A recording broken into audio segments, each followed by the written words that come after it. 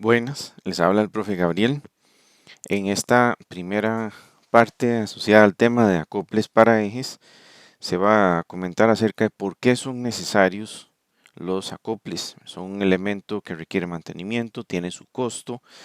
La pregunta es por qué lo necesitamos si se pudiera simplemente acoplar directamente un eje con otro, por ejemplo, mediante una junta bridada o algo por el estilo.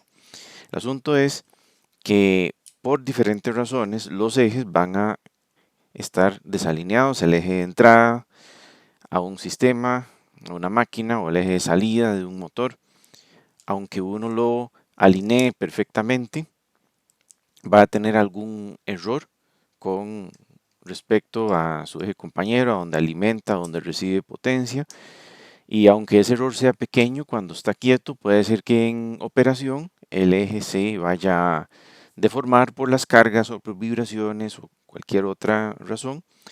Y entonces el desalineamiento ocurre después ya en operación. Entonces los acoples lo que hacen es permitir ese desalineamiento, ceder a ese desalineamiento, precisamente para que los ejes no tengan que estar transmitiendo esa reacción donde un eje trata de desalinearse respecto de otro, ya sea en dirección angular, en dirección axial o en dirección excéntrica, como está esquematizado en esos croquis, para mantenerse unidos, quedan a la fuerza unidos. Entonces si no hay un acople que cede a ese movimiento, entonces se va a forzar a que se mantengan unidos y por lo tanto vamos a estar cargando extra el eje por flexión, por tensión y también en consecuencia van a estar siendo afectados los cojinetes o cualquier otro elemento que tenga que estarse resistiendo a esa carga debido al desalineamiento o a que está intentando desalinearse. Entonces, puede ser que ese desalineamiento sea, por ejemplo, por una carga transversal, una carga perpendicular al eje. Imagínense un peso o una reacción sobre ese tambor donde él está actuando. Entonces, el eje invariablemente va a flexionarse y los cojinetes no pueden evitar esa flexión, no es su función. Un cojinete simplemente a sostener el eje, pero como pueden ver ahí en esa simulación, en ese modelado donde está exagerada la deformación, se puede ver donde la deflexión angular es grande. Ese es el tipo de desalineamiento, en ese caso sería tanto excéntrico como angular, que estaría sufriendo ese eje, por ejemplo, si lo estuviéramos pegando a un motor o a otra parte de esa línea de ensamble. Entonces ahí necesitaríamos tal vez no uno, sino dos acoples. Esta es la combinación clásica, convencional, que un cojinete va a recibir y por ende el acople tiene que compensar, que es que seguramente un eje va a tener desalineamiento axial, angular y excéntrico o radial, y la mayoría de acoples están diseñados, como vamos a ver más adelante, para ceder en dirección axial y angular, pero no radial o excéntrica. Entonces, en ese caso, se usan acoples en tándem, como aparece ahí al lado, completamente a la derecha, para que aunque individualmente cada uno de ellos solo se puede desalinear en dirección axial o angular, cuando están usados en parejas con ese trocito de eje entre los dos, entonces juntos sí pueden generar un grado de libertad adicional, ese grado de libertad excéntrico o radial, como podemos ver acá en este detalle. Entonces eso es lo convencional. La idea es que cuando se esté hablando, cuando se enfrenten a acoples, en general cualquiera que sea su tipo, no busquen de inmediato un acople que pueda resistir desalineamiento radial o tolerar desalineamiento radial, sino considerar primero usarlos en parejas, que aunque duplica el costo en cuanto a los acoples, ¿verdad? Son dos acoples en lugar de uno, también tiene la ventaja de que no tenemos que tolerar la presencia de un acople especialmente diseñado para desalineamiento radial que tiene problemas de confiabilidad, como vamos a ver en una lección futura. Entonces, nada más repasar que hay reacciones elásticas que van a desalinear el eje. Los cojinetes puede ser que traten de resistir un poco a ese desalineamiento, puede ser que no. Puede ser que el cojinete mismo no vaya a deflectarse, pero los extremos del eje, donde él está conectado a un motor o otra figura, pues sí lo va a hacer. Entonces en este croquis, precisamente esa situación donde tenemos una entrada y una salida, un motor y una carga que el motor tiene que llevar. Ahí podríamos tener un apoyo simple, como en la imagen arriba, o un apoyo doble, que es lo convencional, ¿verdad? Un motor que tiene sus dos cojinetes, una carga, o sea, una máquina que también tiene sus dos cojinetes, y entre uno y otro, pues, tenemos un tramo de eje conectado por dos acoples. Entonces, si esos acoples tratan de ser rígidos, entonces necesariamente vamos a estar flexionando extra los ejes y cargando extra los cojinetes. Claro, ese es el esquema que uno ve. En realidad, la máquina real, uno rara vez va a poder notar qué está pasando, a no ser que pues sea exagerado o se le monte encima un, un alineador. Ojo que el desalineamiento también puede puede ser debido, perdón, a que los bastidores no están bien alineados, en cuyo caso, pues igual, siempre la carga se la van a llevar los cojinetes, se la van a llevar los ejes y justamente acoplar esa carga con ese motor mediante un eje mediante un acople, perdón, que tenga un grado de libertad, va a ser lo que nos da muchísimo menor desgaste en los cojinetes y por supuesto menor fatiga en los ejes. Entonces el acople, aunque tiene su costo, tiene sus desventajas por el mantenimiento que requiere, nos incrementa muchísimo la durabilidad de la maquinaria y su confiabilidad, que es finalmente lo que andamos buscando. Entonces, por un lado puede ser el desalineamiento normal entre entrada y salida, pero también puede ocurrir por alguna condición dinámica. Aquí en este modelo un poco crudo de los modos de vibración de un motor en su bastidor y una carga en su bastidor, podemos ver que puede ser que las vibraciones o alguna carga interna produzca un movimiento eh, torsional, rotacional, como el que se muestra ahí, pero que al fin y al cabo va a desalinear el eje de entrada o el de salida, que es lo que se está tratando de simbolizar con los resultados de la simulación. Entonces, puede ser que tengamos perfectamente alineado todo de momento en que todo está quieto, pero las deflexiones elásticas por vibración, por carga, por algún peso, ya en funcionamiento puede ser que lo saque de alineación. Entonces necesitamos poner, como les comentaba antes, alguien que ceda precisamente a ese movimiento. Entonces, al ceder al movimiento, se carga mucho menos los cojinetes y por ende los ejes. Entonces, véanlo en comparación con los croquis de la lámina tras anterior. Para ese resorte, imagínense que ese acople es un resorte, ese acople permite, da ese grado de libertad a que el eje se mueva, cargando muchísimo menos, o sea, produciendo menores reacciones en los cojinetes, en todos los cojinetes del motor, digamos, simbolizado por la figura que está al lado izquierdo, o la carga, simbolizada por la polea de correa que están ahí del lado derecho. Todo eso son croquis, por supuesto. En realidad, este tipo de instalaciones tiene esta apariencia, más o menos. Ahí cada quien, el motor, la carga, van a estar tal vez en un mismo chasis, tal vez en chasis separado, pero al fin y al cabo van a ser deflexiones pequeñas las que están ahí que podrían generar esfuerzos altos. A veces se mantiene descubierto. Por lo general, si el acople tiene peligro de fatigarse y despedazarse, entonces tiene alguna guarda, como ven en la fotografía del lado derecho. Por supuesto, acoples hay de todo tipo, siempre hay chambones, nunca falta un borracho en un funeral que pues como en esa cosa extraña que está tratando de pegar un motor de combustión interna a una bomba de pozo, pues simplemente tomaron trozos de llanta para tratar de generar una especie de grado de libertad, una especie de compensación entre el motor y la bomba, que estaban pues muy desalineados uno respecto de otro, y esa era una forma muy cruda de hacer el acople. Esperemos que ustedes no tengan que pasar por esta creatividad. Más bien que estén tratando de dar valor agregado a su trabajo como ingenieros mecánicos, manteniendo a la hora de escoger un acople en mente lo que idealmente un acople debería poder aportar. Un acople ideal no debería alterar la potencia que está transmitiendo.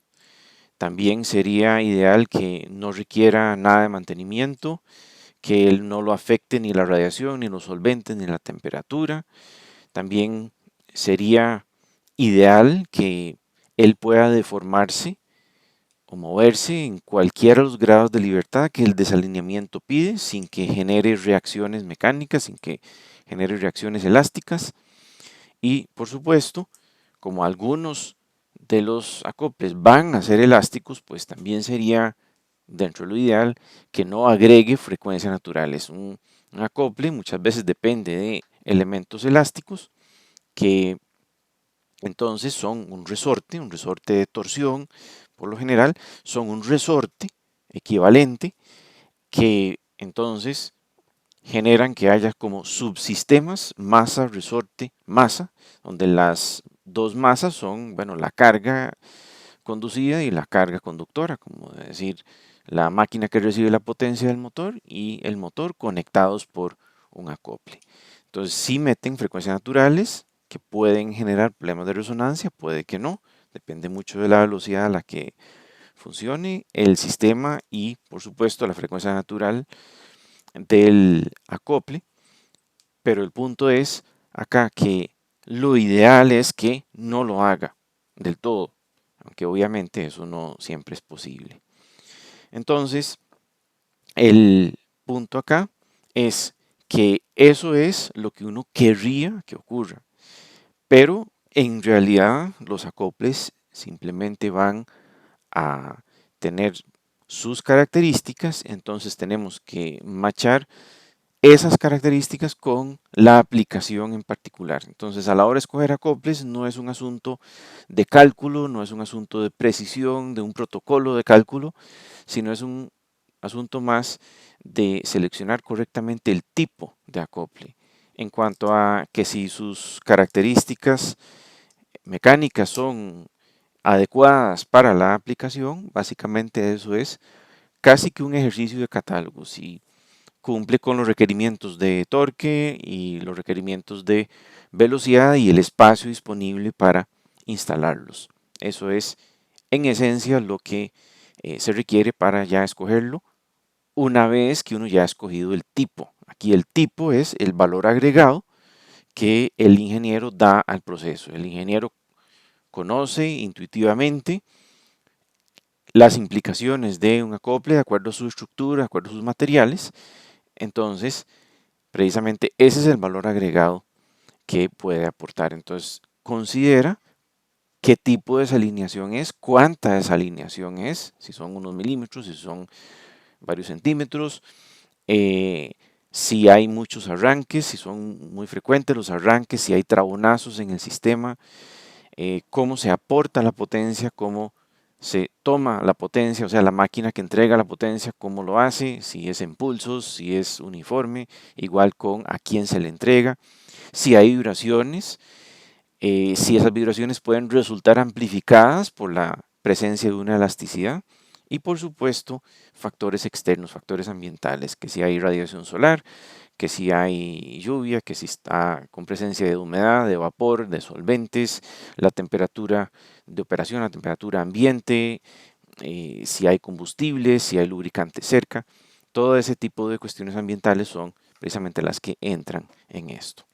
Hay muchísimos tipos de acople, como vamos a ver en unas lecciones subsecuentes, pero en este resumen de tipos, donde simplemente vienen una lista, se trata de mostrar en una sola matriz lo que varía eh, su rendimiento de acuerdo a su tipo.